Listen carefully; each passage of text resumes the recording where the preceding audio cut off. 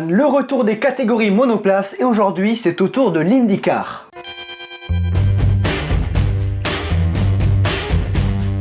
On reprend donc notre fameuse pyramide des catégories monoplace et on s'était arrêté ici. L'IndyCar tel que l'on connaît aujourd'hui est né en 1996, ce qui fait qu'il a une histoire plutôt récente. En revanche, les voitures Indy, la Formule Indy, date du début du siècle dernier et son histoire est étroitement liée à la course phare du championnat, l'Indy 500. Indy 500, IndyCar, bon, c'est pas le plus dur à trouver. Actuellement, il ne se déroule qu'en Amérique, mais sa renommée est internationale. C'est un championnat ô combien exigeant et difficile à cerner. Les pilotes sont mondialement connus et respectés. Bref, je vous présente l'IndyCar et on commence par l'histoire. C'est parti. Ah oui, au fait, je ne parlerai que très peu de l'Indy 500 parce qu'il y aura une vidéo dédiée dessus. Voilà, je ferai que survoler les choses importantes à propos de cette course. Ok? C'est parti. Notre histoire commence au début du XXe siècle, en 1903 plus précisément, lorsque l'American Automobile Association, qu'on va appeler l'AAA, crée ses propres règles pour son championnat. Celui-ci se tiendra pour la première fois en 1905 et sera remporté par Barney Oldfield. L'Indianapolis 500 étant créé en 1911, on ne parlait pas encore d'IndyCar. De 1906 à 1916, les championnats ne sont pas officiels, mais en 1911, l'AAA va faire rouler ses voitures sur l'Indianapolis Motor Speedway pour le tout premier Indy 500. Cette course devient rapidement l'épreuve phare de ce championnat et cela aide au développement des voitures Indy. La Première Guerre mondiale empêche la tenue du championnat de 1917 à 1919 et malgré la crise économique des années 20, la compétition reprend jusqu'en 1941. L'attaque de Pearl Harbor fera sortir de sa neutralité les États-Unis face à la Seconde Guerre mondiale et 5 ans plus tard, les moteurs se remettent à tourner. La compétition se relance peu à peu, mais de graves accidents mortels dans le monde du sport automobile feront se retirer les organisateurs de la Formule Indy en 1955. Les créateurs se retirent donc et le championnat passe entre les mains de l'USAC, United States Auto Club. Cette organisation fut créée par le propriétaire de l'IMS, Tony Hulman. Le sport auto se professionnalise et les gros roadsters des années 40 et 50 seront remplacés par des plus efficaces moteurs arrière. La compétition s'internationalise et grâce à l'Indy 500, l'USAC voit de grands noms du sport automobile arriver, tels que Jim Clark, Jackie Stewart ou Graham Hill. Mais ça ne marche pas que dans ce sens, car le championnat permet aussi de révéler de grands noms, tels que Mario Andretti ou AJ Foyt.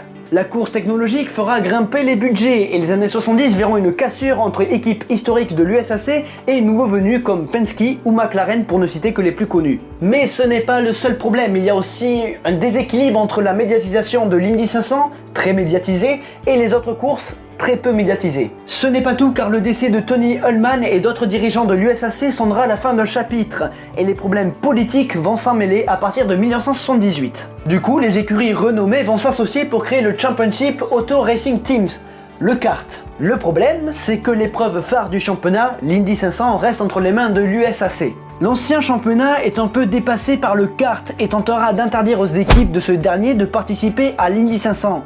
Mais après un procès, Penske et ses collègues seront bien de retour dans l'Indiana en mai. Malgré des tentatives de réunification, l'USAC et le kart feront route à part et la Formule Indy aura donc 2 championnats. Mais le kart mangera peu à peu l'USAC et une entente est trouvée en 1985. Et vous allez voir, c'est très con. Le championnat de monoplace américain sera le kart. L'USAC n'aura plus qu'une seule course à son calendrier, l'Indy 500, et le vainqueur décrochera la Gold Crown. Le professionnalisme du kart le rapproche indéniablement de la Formule 1 et les moins puristes ne manqueront pas de l'appeler la Formule 1 américaine. Des pilotes venant du 4 coins du globe, y compris certains champions du monde de Formule 1, feront leurs preuves en kart et tenteront de remporter la Gold Crown. Mais ne vous habituez pas à une telle stabilité car les choses vont de nouveau imploser en 1996. Le propriétaire de l'Indianapolis Motor Speedway, Tony George, en avait marre de voir la compétition s'internationaliser. Il a voulu réaméricaniser l'Indy 500. Alors il va créer un nouvel organisme qui par la force des choses va remplacer l'USAC, l'Indy Racing League. L'IRL crée donc son championnat en 1996 avec 25 participants et surtout la présence de l'Indy 500 au calendrier. Mais 25 participants ne laissent que peu de place aux écuries du kart pour la grande course du mois de mai et la guerre IRL-kart est donc déclarée. Le kart interdit l'utilisation du terme IndyCar à l'IRL et l'IRL ne fera pas plus de place à l'Indy 500 aux voitures du kart. L'Indy Racing League se déroule exclusivement sur ovale.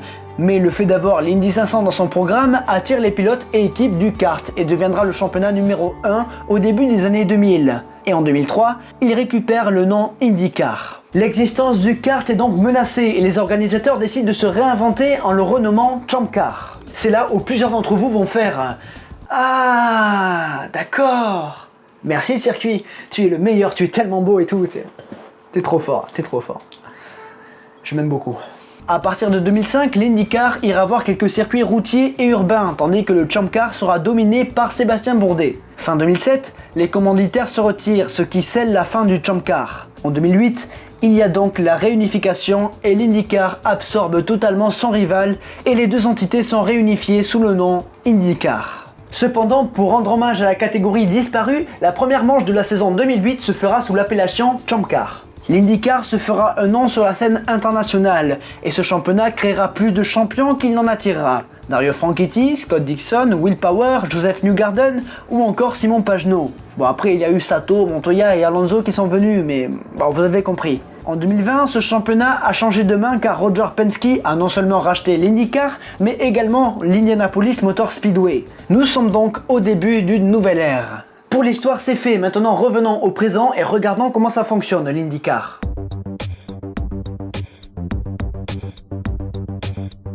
Déjà, il faut savoir que c'est un championnat monotype, ça veut dire que les voitures ont le même châssis. En revanche, il y a deux motoristes, Chevrolet et Honda. L'IndyCar court également sur trois types de circuits. Les routiers, comme Road America, Barber, Indianapolis ou encore Austin, qui a été introduit l'année dernière et qui pourra nous permettre de comparer les performances des IndyCar et des Formule 1. Les circuits urbains comme Saint-Pétersbourg, Détroit, mais surtout Long Beach et évidemment les ovales comme Pocono, Texas, mais surtout l'Indianapolis Motor Speedway. En fonction de la nature des circuits, les voitures sont adaptées. Ça, c'est une IndyCar version routier et ça, une IndyCar version ovale.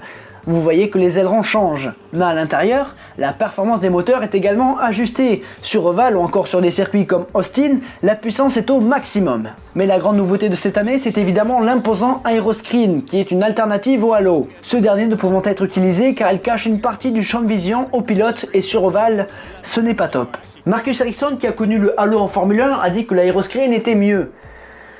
Mais j'espère qu'on ne verra pas ça en Formule 1. Ouais, parce que je trouve ça vraiment très moche, hein. Bref. Pour les comparer, nous avons malheureusement qu'un seul circuit, Austin. En 2019, Will Power a réalisé une pole position en 1 minute, 46 secondes et 18 millièmes, soit un écart de 13 secondes 989 derrière Bottas. Une IndyCar roule donc 15% plus lentement qu'une Formule 1, ce qui est moins bien qu'une Super Formula et à peu près pareil qu'une Formule 2. Pour situer un petit peu. Les courses d'IndyCar sont plus longues et plus serrées à cause de leur formule monotype. Pas de direction assistée, ce qui met les pilotes à rude épreuve et les accidents et sorties de route sont plus présents. À ce propos, la safety car interviendra plus facilement qu'en Formule 1. Et oui, n'oubliez pas qu'on est aux États-Unis et que le show est important. À ce propos, partant de pluie, les pilotes n'ont pas de pneus intermédiaires. Soit c'est slick, soit c'est full wet. Ce qui est plus sympa. Pour finir de vous convaincre, je dirais que les circuits sont moins aseptisés, plus à l'ancienne, plus old school. Aussi, il n'y a pas de DRS, mais un push to pass, un genre de boost à utilisation limitée. Désactivé lors des courses sur ovale. Pour ce qui est des courses sur ovale d'ailleurs, on en parlera un petit peu plus en détail dans une vidéo dédiée. Enfin, le système de points de l'IndyCar est bien différent de la Formule 1. 50 points pour le vainqueur, puis 40, 30, etc. À l'Indy 500, en revanche, les points sont doublés. Cette année, le Covid-19 a naturellement bien chamboulé le calendrier, mais les courses ont repris depuis peu. Scott Dixon, pilotant pour la grande équipe Chip Ganassi, a remporté les 3 premières courses et se tient à la tête du championnat. Son équipier Félix Rosenqvist s'est également imposé pour la première fois en IndyCar cette année. Une autre équipe connue est celle d'Andretti Motorsport, Alexander Rossi en tête d'affiche et Ryan Hunter-Reay en vieux briscard. McLaren a fait son retour aux USA cette année en engageant Patricio Howard, ancien jeune pilote Red Bull, et Oliver Askew, vainqueur de l'Indy Lights l'an passé, l'antichambre de l'IndyCar. On en reparlera. Pour les 500 miles, Fernando Alonso fera partie de l'écurie de Woking.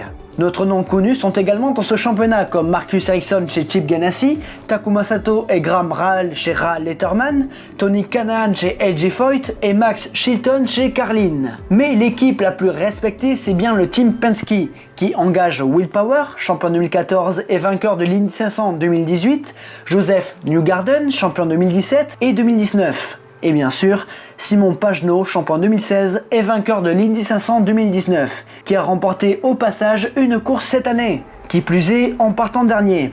Il est actuellement 2e du championnat. Je gardais mon petit préféré pour la fin. Sébastien Bourdet devrait participer à la dernière manche avec AJ Foyt. Ce championnat est diffusé sur Canal+ en France, évidemment dans la soirée à cause du décalage horaire, si vous voulez le regarder en direct. Mesdames et messieurs, l'IndyCar n'a désormais plus de secret pour vous. Et nous venons de remplir une nouvelle case à notre pyramide des catégories monoplace. L'IndyCar est donc placé dans l'échelon 1.5 parce qu'on peut naturellement faire carrière en IndyCar et avoir une très grosse renommée mondialement. J'espère que cette vidéo vous aura plu. Sur le côté gauche de l'écran, vous avez les réseaux sociaux de la chaîne. Instagram, il se passe plein de trucs. Facebook, il se passe moins de trucs. Vous avez le lien des vidéos. Voilà. Vous avez aussi en description le lien du Discord. On est maintenant plus de 500, ce qui est dingue. Ça a été créé pendant le confinement. Venez nous rejoindre, c'est cool, c'est cool. Vous avez aussi deux autres liens, soyez attentifs. Utip qui vous permet de me soutenir en regardant gratuitement une publicité ou alors en faisant des dons. Ou alors, dernier lien, je crois, oui. Bref, le lien du shop, le circuit. Vous avez des produits dérivés de la chaîne qui sont plutôt cool. N'oubliez pas le commentaire, l'abonnement, la cloche, le partage et le pouce bleu. Mais surtout, n'oubliez jamais, le plus important, c'est de continuer d'aimer le sport auto, continuer d'aimer l'IndyCar. À la prochaine. Salut les fans! Je suis très fatigué, j'ai très chaud, j'ai trop chaud. 40 degrés dehors, je suis obligé d'ouvrir le volet, exposé bien en soleil. Je dois éteindre le ventilateur, c'est un four. J'espère que vous avez bu du thé depuis la dernière vidéo. D'ailleurs, c'est ce que je vais faire de suite. La bise.